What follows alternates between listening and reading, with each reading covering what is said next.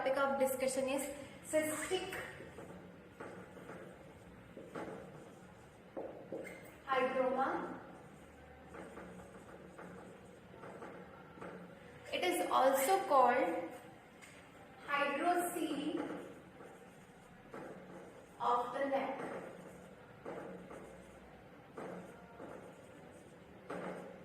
So the cystic hygroma, another name, or it is also called the hydrocele of the neck. And cystic hygroma means there is formation of cyst. So the reason is there is sequestration of the jugular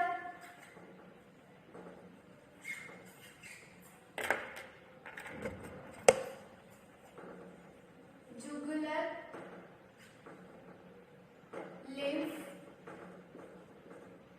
sac.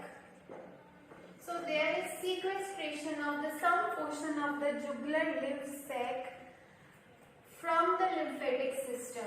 Now what happens during the intrauterine life when the baby is inside the womb? When the baby is inside the womb, there is sequestration of some portion of the jugular lymph sac, that is sequestration of some lymph from the lymphatic system, or there could be the obstruction of the lymphatic system. Now what is this system? The lymphatic system does what? It transports the WBC and the other nutrients and the other fluid from organs and tissues. Now what it does, as we all know in previous lectures we have already discussed कि जो lymph nodes हैं वो छन्नी की तरह काम करती है, वो छान लेती है इन्फेक्शन. तो जो ये लिम्फेटिक्स है, जब भी कहीं इन्फेक्शन हुआ या कुछ हुआ तो WBC वहाँ पे पहुँच जाती है. This is our immunity, this is the fight, natural fight of our body against any invaders. अगर कोई भी वायरस एंड बैक्टीरिया होगा तो हमारी इम्यूनिटी नेचुरली फाइट करेगी. तो जो लिम्फेटिक्स के through WBC will reach to the site of infection. So lymphatics is a mode of transport of WBC and other nutrients and fluid. and जहाँ पे भी infection trapped होगा वहाँ जो lymph nodes हैं वो infection trapped कर लेती हैं. and जब infection ज़्यादा trapped होता जाएगा तो lymph nodes will increase in the size. so cystic hygroma, or also it is called the hydrocele of the neck. Here in the intrauterine life there is sequestration of some portion of the jugular lymphatic from the lymphatic system, or there is obstruction of the lymphatic system, the lymph. So there is occlusion, or there is collection of the lymph inside the sacs. So cavities are formed, sacs are formed, sacs filled with lymph, surrounded by endothelial lining. So the cyst have the endothelial lining, and inside this cyst there is lymph collection. Now this cyst could be multiple, and this cyst development occurs during the intrauterine life at the mostly during the 9th or 16th week. In some books mention 19th week.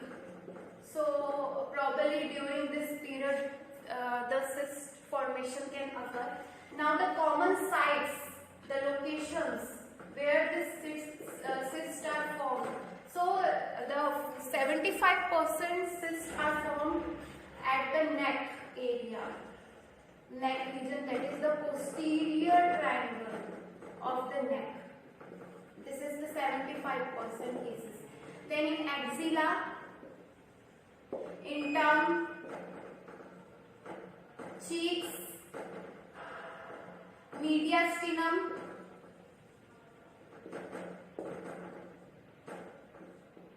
groin. So there are multiple sites, and the posterior neck is the commonest site.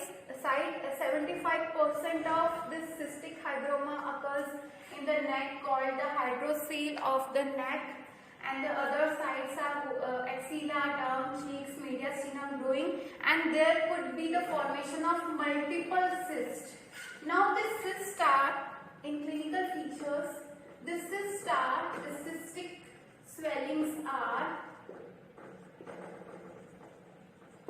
soft, fluctuate, because it contains what? Contains lymph. So lymph is inside this cyst. This is fluctuant, soft, also transluminating. Transluminating means shiny appearance. Mosaic, large in size. Mosaic, subcutaneous, but they can extend to the any anatomical position. It can extend to the any area inside, but they are mosaic, that means larger in size and in subcutaneous, but they can extend interiorly into the anatomical positions also. So they are transluminating with shining, fluctuant and soft cystic swelling containing the lymph. And locations, the site where the cystic swelling or the cystic hygroma or the hydrocele of the neck occurs. So in neck, if the cysts are formed, then it is called the hydrocele of the neck. Clinical features we have already done. Now if this occurs intrauterine in life, when inside the womb, then during the delivery this will call obstructed labor. And after birth also this cyst can form in neck or groin or mediastinum or cheeks or other areas. So it can occur during the intrauterine life, also after the birth this cyst can form in newborn babies. And investigations. Now in investigations, if this cystic hygroma are forming inside intrauterine life, inside the baby, when babies are inside the womb of the mother, so we will go for the investigations like CVS, called coronia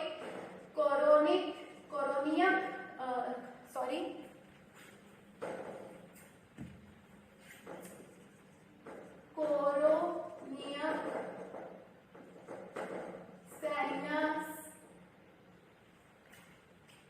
CVS, coronia villus sampling. Coronia villus sampling. So in this we will take the wispy tissue content of the placenta, and that will give the genetic makeup of the fetus or the baby. Then the second is amniocentesis. This is what the amniotic fluid is taken out from the placenta. Here the wispy tissue is collected. This is coronia villus sampling, the CVS, and the other is amniocentesis, where the amniotic fluid is collected. And then it is investigated for the genetic makeup of the baby, to check whether there is any autosomal incorrections or any genetic errors in the fetus.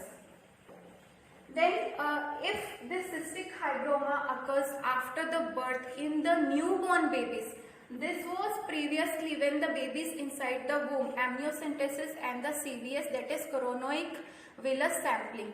And if this cystic hygroma occurs after the birth, then we will go for the MRI, ultrasound and CT scan. Now the complications. In complications, this cyst can get so much increase in size and cause respiratory obstruction. There will be difficulty in respiration, respiratory respiratory obstruction.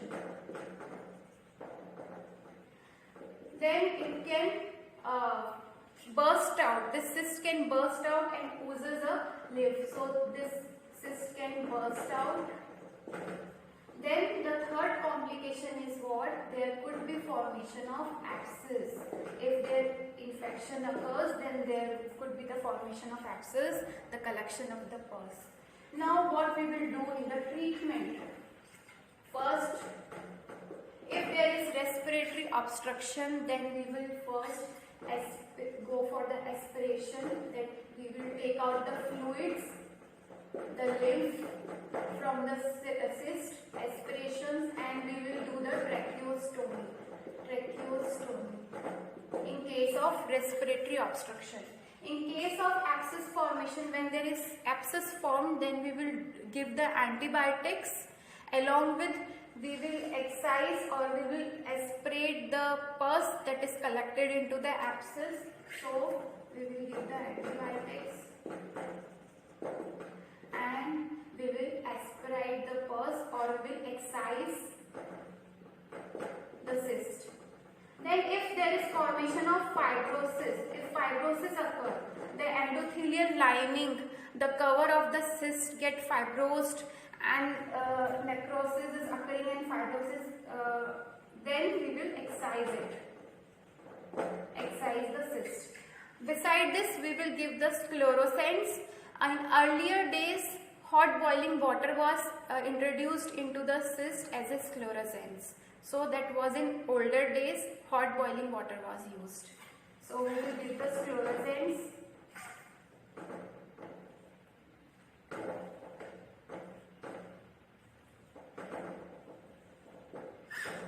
So in treatment, we will go for the tracheostomy. If there is obstruction in the respiratory obstruction has occurred, then we will go for the tracheostomy and aspiration of the fluid, the lymph that has been collected in the cyst. And beside this, if there is fibrosis, then we will excise the cyst.